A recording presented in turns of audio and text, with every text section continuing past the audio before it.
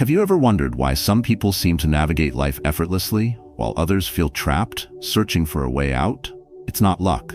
It's not talent. It's not even better opportunities. The answer lies in one profound principle: control. Your words can build bridges or burn them down. Your mind can be your greatest ally or your most relentless enemy. Your emotions can guide you to success or lead you astray. And money? It can liberate you or shackle you in chains you forged yourself. Control these, and you don't just master yourself. You master life. Fail to control them, and they will control you, shaping every decision you make, every relationship you build, and every opportunity you seize or let slip away. In this video, we're diving deep into the timeless wisdom of Stoic philosophy, revealing how to take charge of these four critical areas: your mouth, your mind, your emotions, and your money. By mastering these, you'll unlock a life of purpose, balance, and true freedom. Stay with me, because by the end, you'll not only understand these principles, but also gain practical tools to apply them in your daily life. And remember, share this message with those you care about, because control isn't just about bettering yourself. It's about creating a ripple effect for a better world. Your journey to self-mastery starts now. Let's begin. 1. Control your mouth.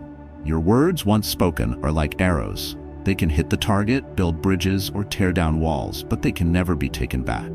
In the philosophy of Stoicism, our ability to control what we say is seen not just as a skill, but as a virtue. It's the foundation of harmony, trust, and respect, both within ourselves and in our relationships. Epictetus said, "First learn the meaning of what you say, and then speak." This wisdom reminds us that words are not mere sounds. They are reflections of our inner state, shaping how others perceive us and how we perceive ourselves. Yet in today's world, the power of words is often underestimated.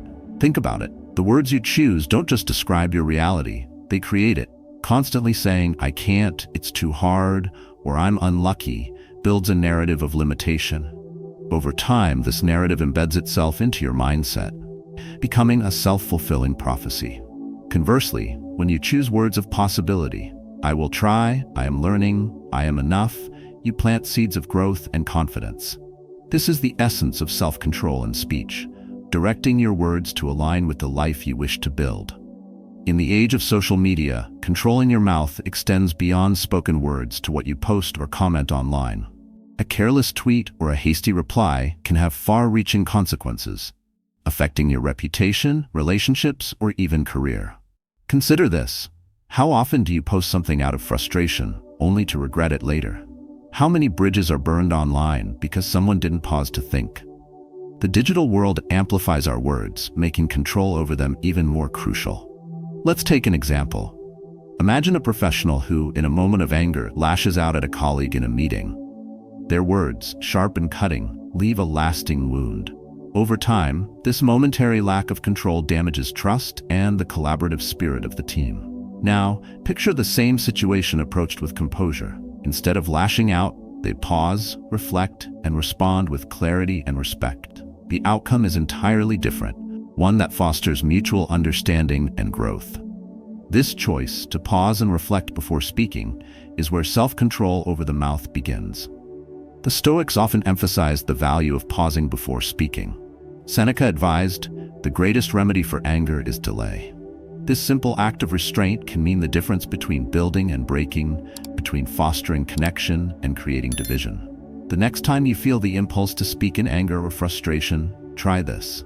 Pause for 3 seconds. Let the heat of the moment pass. This pause allows your rational mind to take over. Ask yourself 3 questions. Is it true? Is it necessary? Is it kind? If your words fail any of these tests, hold them back. As Marcus Aurelius wrote, "You always own the option of having no opinion." There is never any need to get worked up or to trouble your soul about things you can't control.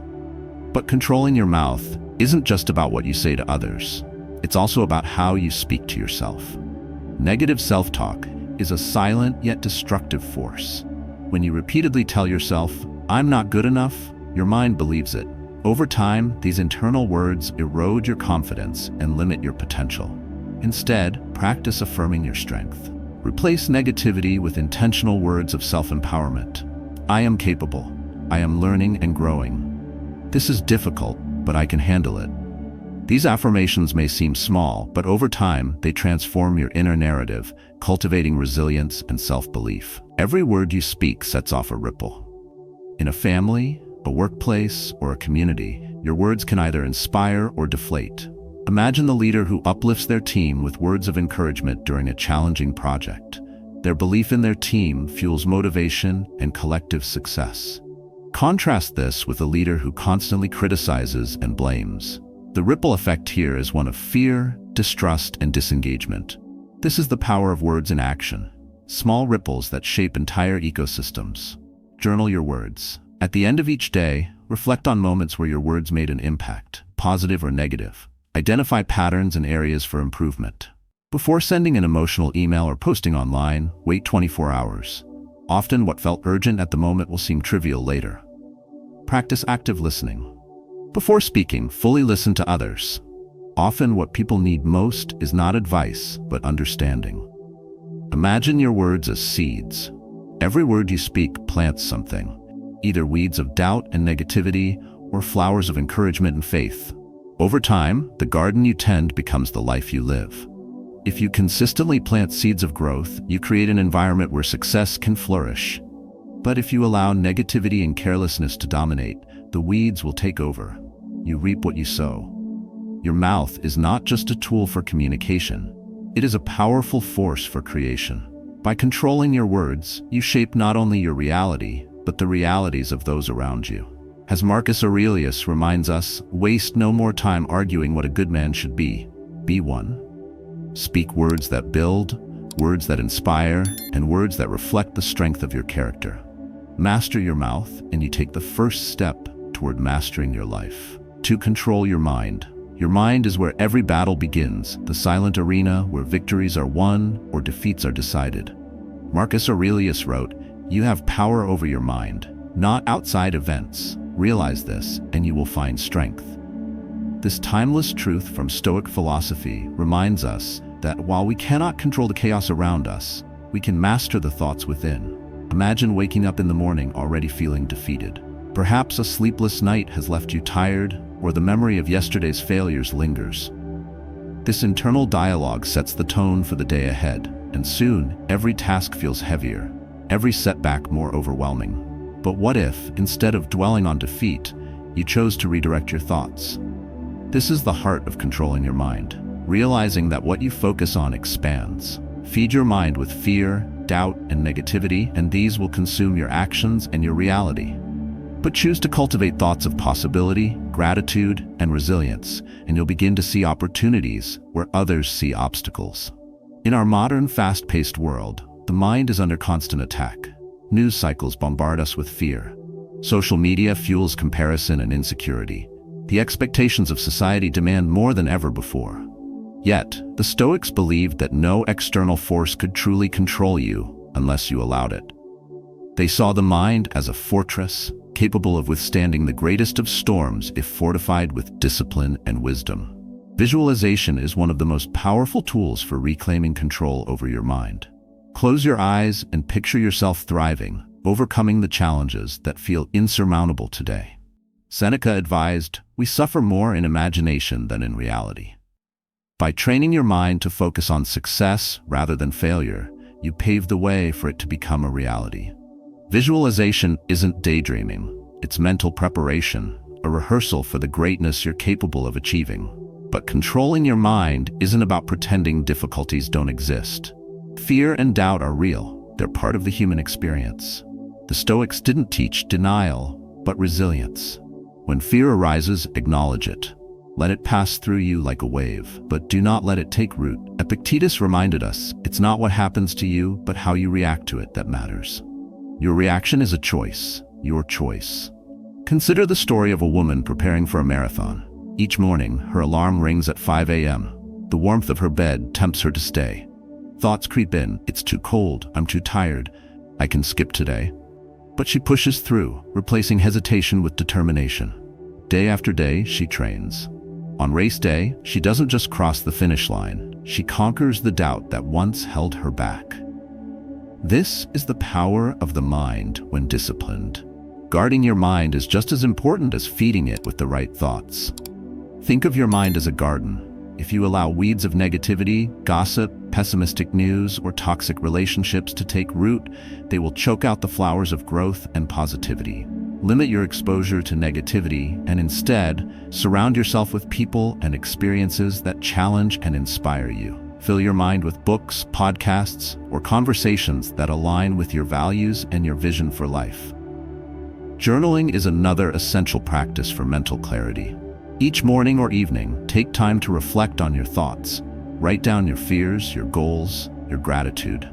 This act of putting pen to paper not only organizes the chaos in your mind, but also allows you to confront and challenge limiting beliefs. It's a daily reset, a way to remind yourself of what truly matters. Imagine this. A man wakes up feeling overwhelmed by the responsibilities of the day. His mind races with thoughts of unfinished tasks, financial worries, and personal struggles. But instead of letting these thoughts spiral, he sits quietly with his journal. He writes, "Today, I will focus on what I can control. I will do my best and let go of the rest." In this simple act, he shifts his mindset from anxiety to intention. The digital age adds an extra layer of complexity to mastering the mind. Social media, for example, thrives on our attention, drawing us into endless cycles of comparison and distraction. How often do we scroll aimlessly, only to feel drained and less confident afterward? Controlling your mind means setting boundaries. Limit your screen time. Create moments of stillness where your mind can recharge and refocus. Meditation is a practice deeply aligned with Stoic principles. It's a space where you can observe your thoughts without judgment, where you learn to let go of what doesn't serve you. Marcus Aurelius himself practiced a form of meditation, reflecting on his values and actions each day. This daily habit strengthened his ability to face the challenges of ruling an empire with clarity and grace. Let's not forget the company you keep. The people around you influence your mindset more than you may realize. If you're surrounded by those who dwell on complaints and limitations, it's easy to adopt the same perspective. But if you spend time with individuals who radiate positivity and determination, their energy becomes contagious. Choose your environment carefully. It shapes your thoughts and ultimately your life. There's a phrase often repeated in Stoicism, "As a man thinketh, so is he."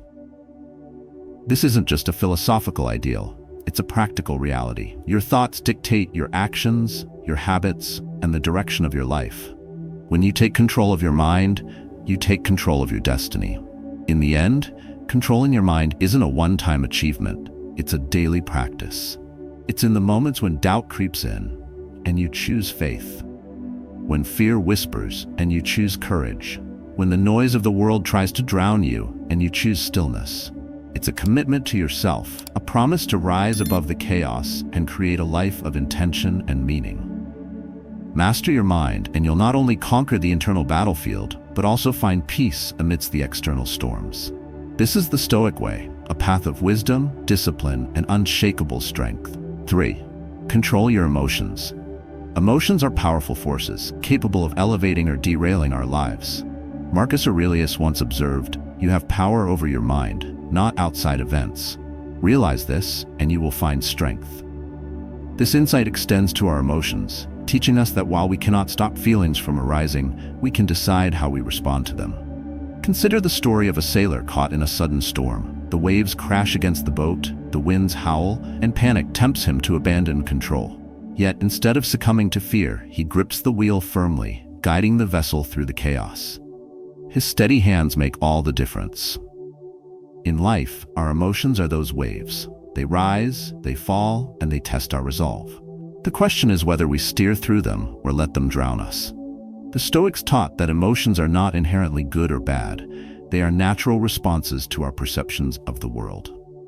It's not the feeling itself that determines our fate, but the story we attach to it. Seneca wrote, "We suffer more in imagination than in reality." This highlights the importance of how we interpret and process our emotions. Let's explore anger, a common emotion that often leads to regret. A friend of mine once shared how a heated argument with his partner spiraled out of control. Words were exchanged in the heat of the moment, leaving scars that took years to heal.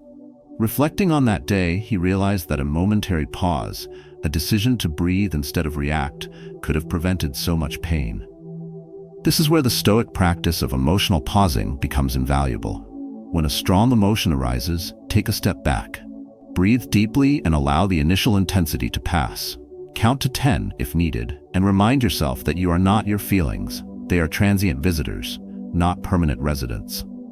Gratitude is another tool the Stoics used to anchor themselves amidst emotional turbulence. Instead of focusing on what was wrong, they directed their minds to what was right. Each morning, reflect on the blessings in your life, however small. This shift in focus reshapes your perspective, softening the grip of negative emotions. Modern life adds new complexities to managing emotions. Social media, for example, often amplifies feelings of envy, inadequacy, or outrage. Seeing curated glimpses of others' lives can create a false narrative that we are falling short. To counteract this, limit your time online and remind yourself that comparison is the thief of joy. Focus on your own journey, not the illusion of someone else's. Let's consider another emotion, fear. It's a primal instinct designed to protect us from danger, but in the modern world, it often manifests in ways that hold us back. A young entrepreneur I once knew hesitated for years before launching her business. She feared failure, rejection, and judgment. When she finally leaped, she discovered that her fears were exaggerated. The reality of pursuing her passion was far less daunting than the story she had told herself. This illustrates another Stoic principle. Courage isn't the absence of fear.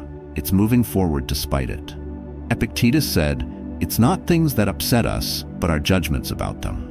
By reframing fear as an opportunity for growth rather than a barrier, we reclaim our power over it. Our emotions also shape the energy we bring into the world. Walk into a room carrying bitterness or frustration, and you'll notice how it spreads. Conversely, approach others with kindness and calm, and you'll create an atmosphere of trust and positivity. Energy is contagious. What you feel doesn't just stay within you, it ripples outward, influencing those around you. The practice of journaling can help you understand and regulate your emotions. Writing down what you're feeling, without judgment, creates a safe space for introspection. Over time, patterns emerge, and you begin to see which triggers repeatedly lead to certain emotions. This awareness is the first step toward mastering them. One of the most profound Stoic practices is negative visualization. This involves imagining the loss of things you hold dear, not to dwell on sadness, but to deepen your appreciation for them. For instance, consider how you would feel if you couldn't spend time with a loved one or pursue a cherished hobby. By reflecting on their impermanence, you cultivate gratitude for the present moment and diminish the intensity of fleeting frustrations. Think of a time when someone's kind words or gentle demeanor lifted your spirits during a difficult day. That person had likely cultivated emotional discipline, choosing to bring light instead of darkness into your interaction. This highlights the responsibility we carry not just for our own emotions, but for how they affect others. A practical way to control your emotions is by establishing daily rituals of mindfulness. Begin each day with meditation or prayer, setting an intention for how you want to respond to challenges. End your day by reflecting on your successes and areas for improvement. These rituals act as bookends, framing your emotions within a structure of intentionality. Let's revisit the sailor in the storm. His mastery of the boat didn't come from avoiding the waves, but from learning to navigate them. Emotions like those waves will continue to rise and fall. The goal isn't to suppress or ignore them, but to steer through them with grace and wisdom. As Marcus Aurelius wrote, "If you are distressed by anything external, the pain is not due to the thing itself, but to your estimate of it, and this you have the power to revoke at any moment." Revoking that power is not easy, but it's possible with practice, patience, and a commitment to growth. In mastering your emotions, you master the storms within. You find calm amid chaos, clarity amid confusion, and strength amid struggle. This is the Stoic way, not to deny the waves, but to ride them with courage, balance, and purpose. 4. Control your money. Money, often described as the root of all evil, is misunderstood. Epictetus clarified this misconception when he said, "Wealth consists not in having great possessions, but in having few wants." Money itself is neutral, neither good nor bad. It's how we perceive and use it that defines its role in our lives. For some, money is a tool for freedom and generosity. For others, it becomes a prison, chaining them to debt, stress, and unfulfilled desires. Picture a young professional earning a stable income but living paycheck to paycheck. Her spending habits are reactive, driven by impulse, social pressure, and the allure of instant gratification. She frequently tells herself, "I deserve this," justifying purchases that bring momentary satisfaction but leave her finances stretched thin. Over time, she feels trapped, unable to save, invest, or pursue her larger dreams. This cycle is not uncommon. Many of us have been taught to equate money with status, to spend without reflecting on whether our purchases align with our values. But Stoicism teaches us otherwise.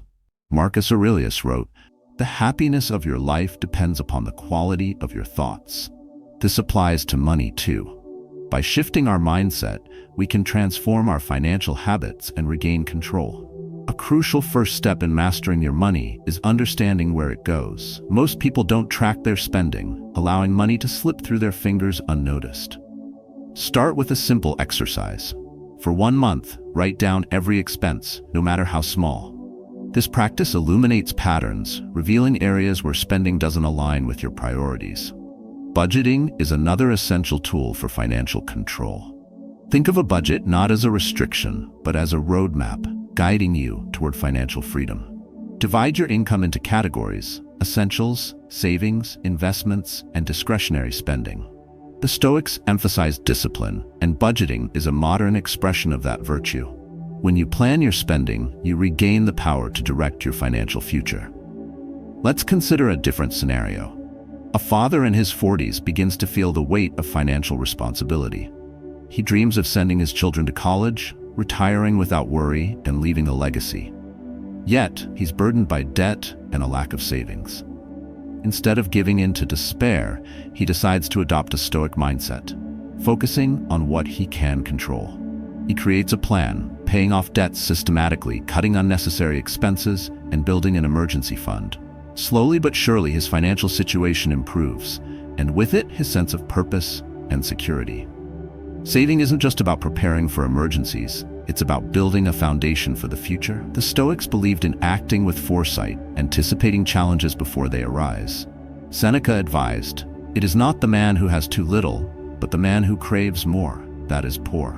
Saving allows you to break free from the anxiety of living paycheck to paycheck. Start small, setting aside a percentage of your income each month. Over time, this habit becomes a powerful tool for stability and growth. Investing takes this principle further, enabling you to grow your wealth in alignment with your values. But be cautious. Not every investment is worth pursuing. Avoid decisions driven by greed or fear, two emotions the Stoics warned against. Instead, seek knowledge, research thoroughly, and choose investments that reflect long-term goals rather than short-term gains. Impulse spending is a common obstacle to financial control. How often do we buy things we don't need, driven by fleeting emotions? A sale tempts us, or a stressful day leads to retail therapy. This pattern traps us in a cycle of consumption, leaving little room for intentionality. The Stoics urged us to pause, to reflect before acting. Epictetus advised, "If you wish to be rich, do not add to your money, but subtract from your desires." Ask yourself before every purchase, does this add value to my life? If not, walk away. Minimalism aligns beautifully with Stoic principles. By simplifying your life and focusing on what truly matters, you reduce financial stress and increase contentment. Consider the possessions you value most. Often, it's not the quantity, but the meaning behind them that brings joy. Declutter your spending habits in the same way you might declutter your home. Let go of what doesn't serve your long-term vision. The people around us also influence our financial behavior.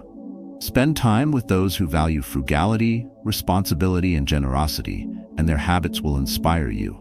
Conversely, associating with those who prioritize appearance over substance can lead to unnecessary competition and wasteful spending. Choose your financial role models wisely. They shape not only your actions, but your aspirations. Generosity is a key aspect of financial control. The Stoics believed in contributing to the greater good, recognizing that wealth is a means to serve others, not just ourselves. When you use your money to support causes, help those in need, or invest in community well-being, you create a ripple effect of positivity. This approach transforms money from a source of anxiety into a source of meaning. Consider the legacy you want to leave behind. Is it a life defined by excess and debt, or one marked by purpose and contribution? By controlling your money, you control your ability to make a difference, both for yourself and for those who come after you. Daily rituals can reinforce financial discipline. Begin each morning by reviewing your budget and reflecting on your financial goals. End each day by noting your spending and asking yourself, did I use my money today in ways that align with my values? These habits, though simple, create a foundation for intentional living.